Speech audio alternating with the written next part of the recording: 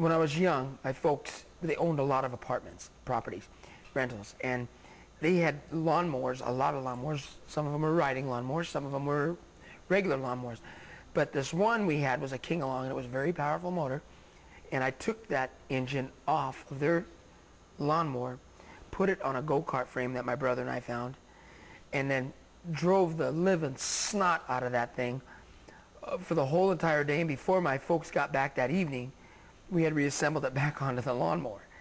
But that's where I believe my whole racing stuff was birthed as a child, you know. We had a great family. Great parents were awesome.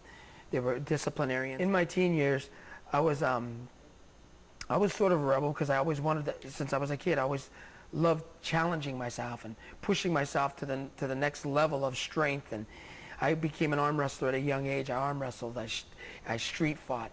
And when I got into my teens where I was driving, I built my first pickup vehicle, which was a 64 Chevy truck. And instantly I got into street racing. And I started making $2 to $5 grand a week in street racing.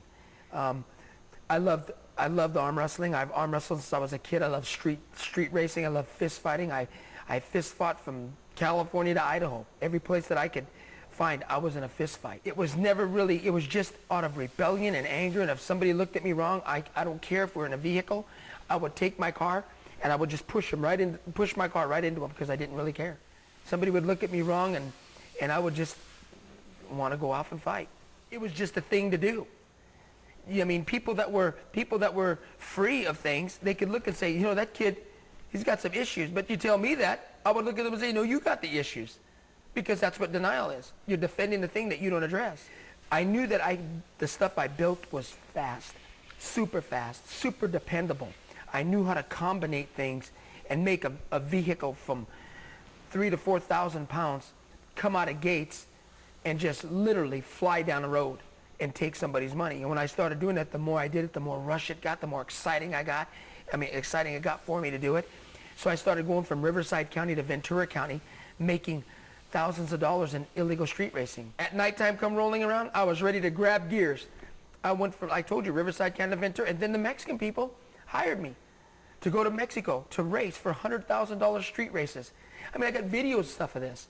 Michoacan, Zacatecas, Apatzingán, Tecate, Chihuahua, for $100,000, but AK-47s, I got it on videotape. I would show up to a place where people would meet up with hot rods.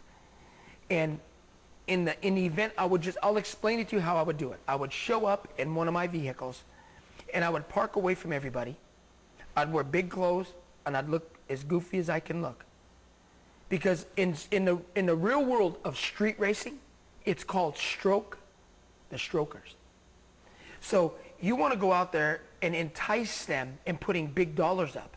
So when I would show up to a race, I would look at the fastest, biggest car there, knowing that I'm going to just run away and hide from it. I knew my stuff intimately. I knew my vehicles intimately. So when I would show up, I'd walk around and I'd say, wow, these cars are nice and fast. Do you guys race these things? Acting ignorant. And they'd say, yeah. I'd say, wow, I've got that truck over there.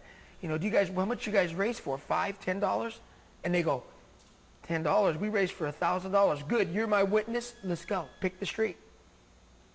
So I would entice them. I would never lift my hood. I would never show anybody anything. I would tell them, you run what you brung. Hey, I don't need to see what you got. You don't need to see what I got. All the BS stops when the green flag drops. So we would show up to a street. I would set the race. I would always have somebody set the race. And I would always have this person who set the race do it a certain way. Because when you're stroking the stroke, when you're in an illegal street race, you want to get every advantage you can.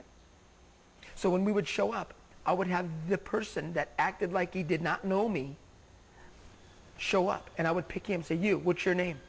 You're going to set the race. He already knew what to do. He would raise his hands. He would point to him, point to me. And when he goes like this, my eyes are on his feet. Because his feet are like this. And when he moves his feet, that's when I would leave.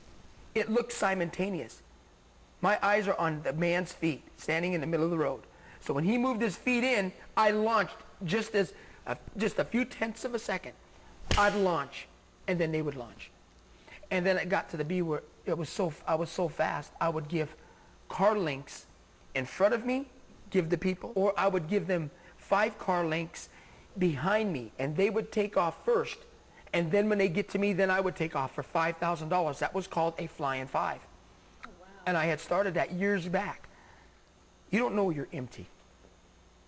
You don't know you're empty until you wake up one day and go, you know what? I'm in a rut. My only excitement in life is nightlife. You think you're winning at the race of life, but you're really living for this force that is driving you into a hole.